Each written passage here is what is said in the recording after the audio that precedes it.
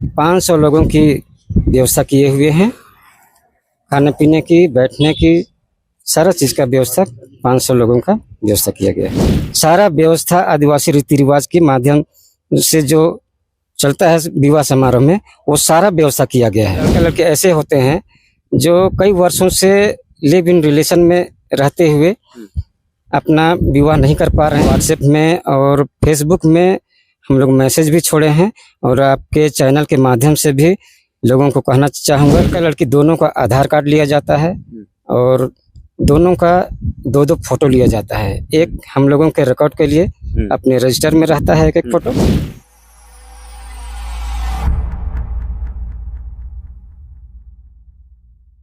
सरना प्रार्थना सभा कांके संगठन की ओर से सामूहिक विवाह का कार्यक्रम रखा गया है और उसको लेकर आज ये पहुंचे थे आदिवासियों के एक बड़े नेता के रूप में उभर रहे राजेश कच्छप जी के पास, और कांग्रेस पार्टी के विधायक दल के उपनेता भी हैं, और उनको न्योता पत्र जो है, आप देख रहे हैं इनके हाथ में न्योता पत्र है, और न्योता पत्र देने के लिए आज ये पहुंचे हुए थे। विधायक जी से इनकी मुलाकात भी हुई, उन्हें निमंत्रण भी इन्होंने दिया है।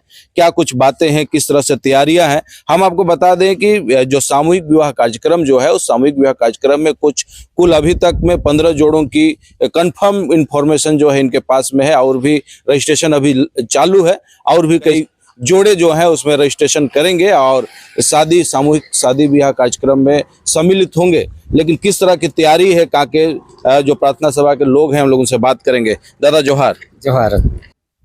ये सामूहिक विवाह में सिर्फ आदिवासी समाज के ही लोग, उरांव, मुंडा और खड़िया के ही लड़का लड़की सम्मिलित होते हैं। और इस सामूहिक विवाह में हम लोग विशेष रूप से कमजोर और आर्थिक रूप से एकदम निम्न स्तर के लोगों को, जो कि जिनके माता पिता नहीं हैं, अपने बच्चों को शादी विवाह नहीं कर पा रहे हैं जिसके कारण, और बहुत लोग लड़का लड़के ऐसे होते हैं जो कई वर्षों से लिव इन रिलेशन में रहते हुए अपना विवाह नहीं कर पा रहे हैं। उनके कुछ लोगों का तो बच्चे भी बड़े हो जाते हैं, तो वैसे लोगों को हम लोग सहायता प्रदान करते हैं।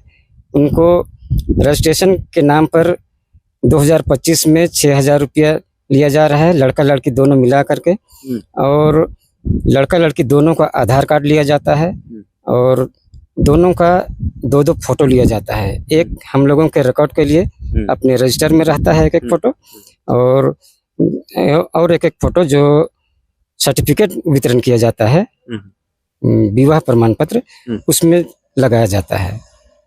तो जो आप लोग सर्टिफिकेट जो जारी करते हैं, क्या वो वैध है? जो अगर कहीं अप्लाई करना हो, कहीं जॉब में हो या कुछ अप्लाई करना हो, ऐसी स्थिति में वो सर्टिफिकेट काम में आएगा? हाँ, वैध है, क्योंकि केंद्रीय सरना समिति रजिस्टर्ड संस्था है, तो उसी का रजिस्ट्रेशन संख्या के माध्यम से हम लोग विवाह प्रमाण पत्र वितरित करते हैं।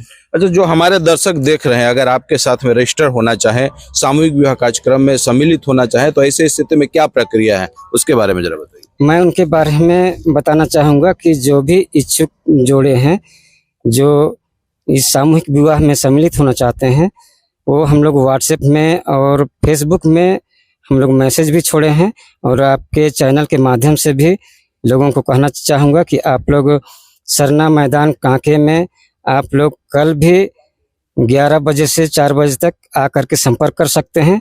और इस सामूहिक विवाह समारोह का बरी का कार्यक्रम कल 11 बजे दिन से रखी गई है। उसके बाद 28 तारीख को 11 बजे से विवाह समारोह प्रारंभ की जाएगी। उस समारोह को लेकर किस तरह से तैयारियां हैं, क्या क्या व्यवस्था आप लोग की तरफ से की गई है, कैसे, मतलब किन किन लोगों को आमंत्रित किया गया है, उसके बारे में विस्तार से बताइए। इस विवाह समारोह में हम लोगों ने अपने कांके प्रखंड के प्रमुख, उप प्रमुख, जिला परिषद सदस्य और आस पड़ोस के विभिन्न सरकारी संस्थान हैं, जैसे ऋण पास है, CIP है, बिरसा कृषि विश्वविद्यालय है, वहाँ के गणमान्य पदाधिकारीगण को भी आमंत्रित किया गया है। साथ ही साथ प्रखंड के BDO CO को भी आमंत्रित किया गया है। और ये विवाह चूँकि सामाजिक आदिवासी समाज का रीति रिवाज से होता है, इसलिए सारा व्यवस्था आदिवासी रीति रिवाज के माध्यम से जो चलता है विवाह समारोह में, वो सारा व्यवस्था किया गया है।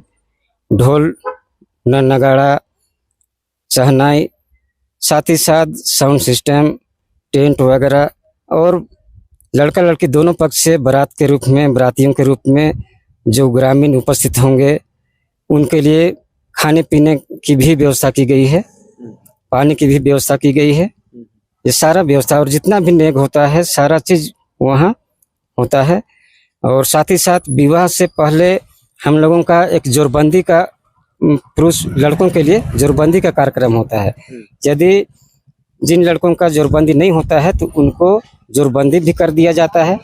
कुछ लड़कियां जो कि कन्वेदी का संस्कार होता है, उनके माँ बाप नहीं होने के कारण उनका कन्वेदी नहीं हो पाता है, तो विवाह से पूर्व हम लोग कन्वेदी का संस्कार भी कर देते हैं। उसके बाद ही हम लोग विवाह समारोह संपन्न कराते हैं।